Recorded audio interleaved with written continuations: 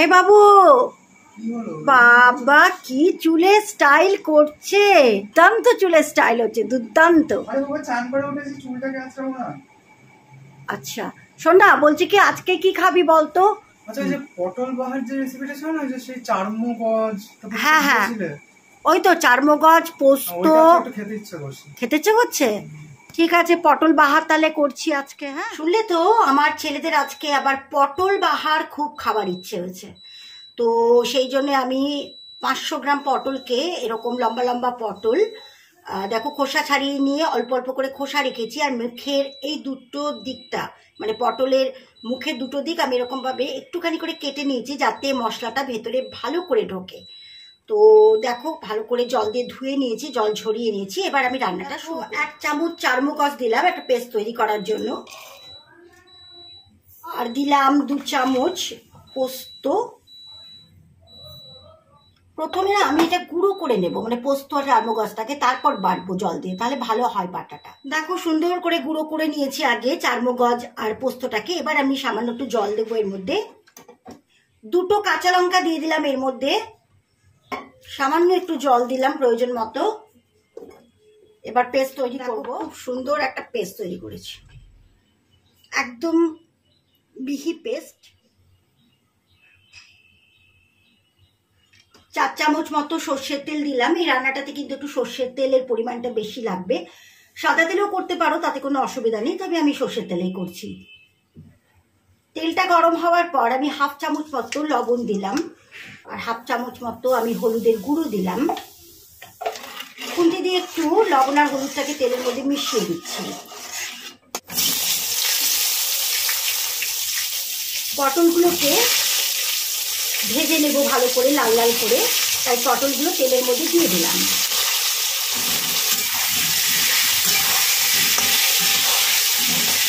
চার মিনিট ধরে পটলগুলোকে আমি ভালো করে লাল লাল করে ভেজে নেব।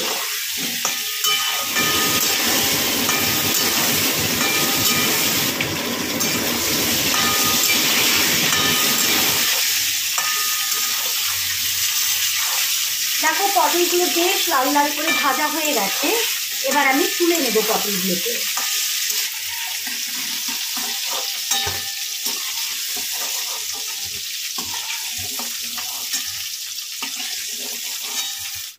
ওই তেলের মধ্যে 1/2 চামচ কালো জিরে ফোড়নে দিলাম, আর 2টো কাঁচা লঙ্কা মুখ চিরে দিয়ে দিলাম ফোড়নে। 2টো কাঁচা লঙ্কা মুখ চিরে ফোড়নে দিয়ে দিলাম। 1 চামচ আদা বাটা দিলাম। লো ফ্লেমে এটা একটু নাড়িয়ে নেব।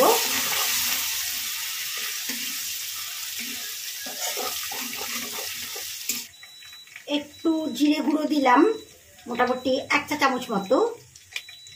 1/2 চামচ ধনে গুঁড়ো দিলাম। 1/2 চামচ মতো লঙ্কার গুঁড়ো দিলাম, লাল লঙ্কার গুঁড়ো। সামান্য একটু জল দিলাম।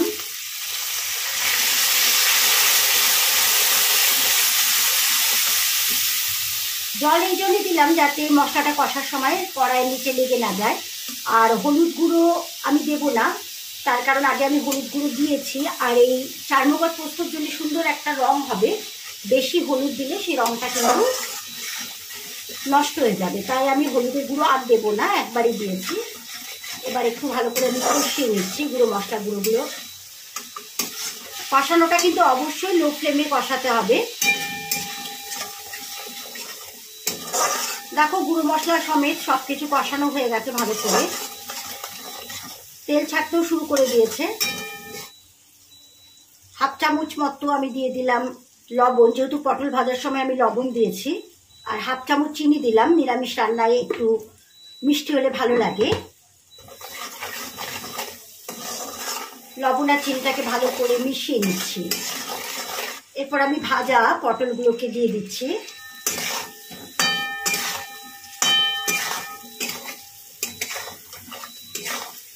দেখো ভাজা মশলাগুলোকে ভালো করে কষিয়ে নিলাম পটলের সঙ্গে।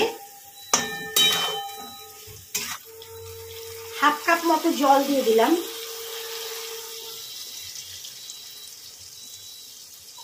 বেশি জল লাগবে না, যেহেতু পটলগুলো ভালো করে ভাজা হয়ে গেছে আগে থেকে। জলটাকে মিশিয়ে দিচ্ছি। ঝোলটা ফুটে উঠেছে, এবার আমি 3 মিনিটের জন্য ঢাকনা দিয়ে দিলাম আর গ্যাসের ফ্লেমটাকে মিডিয়ামে রেখে দিয়েছি।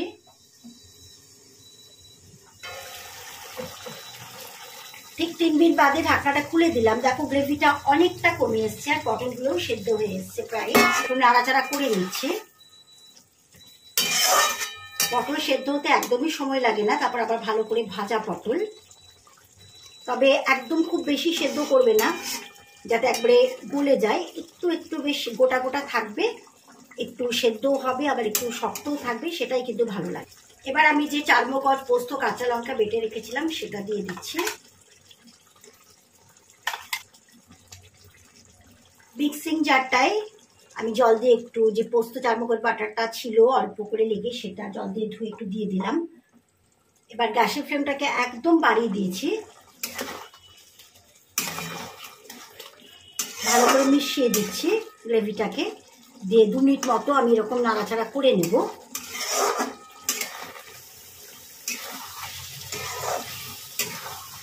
দেখো একদম গা মাখা হয়ে এসছে, তেল ছাড়তেও শুরু করে দিয়েছে। দুর্দান্ত একটা গন্ধ বেরিয়েছে।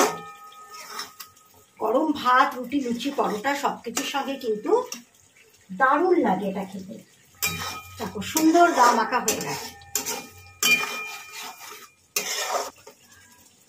ওপর থেকে একটু ধনেপাতা কুচি ছড়িয়ে দিলাম। যদি বাড়িতে ধনেপাতা না থাকে তাহলে কোনো ব্যাপার না, তবে ধনেপাতা কুচি ছড়ালে একটু সুন্দর একটা ফ্লেভার আসে, খুব ভালো লাগে খেতে। একদম তৈরি পটল বাহার, আমার ছেলেদের ফেভারিট। ভাত, রুটি, লুচি, পরোটা সবকিছুর সঙ্গে দারুণ লাগে। গ্যাসের ফ্লেমটাকে অফ করে দিলাম, ঢাকা দিয়ে দিচ্ছি। 5 মিনিট স্ট্যান্ডিং পজিশনে রেখে তারপর সার্ভ করব।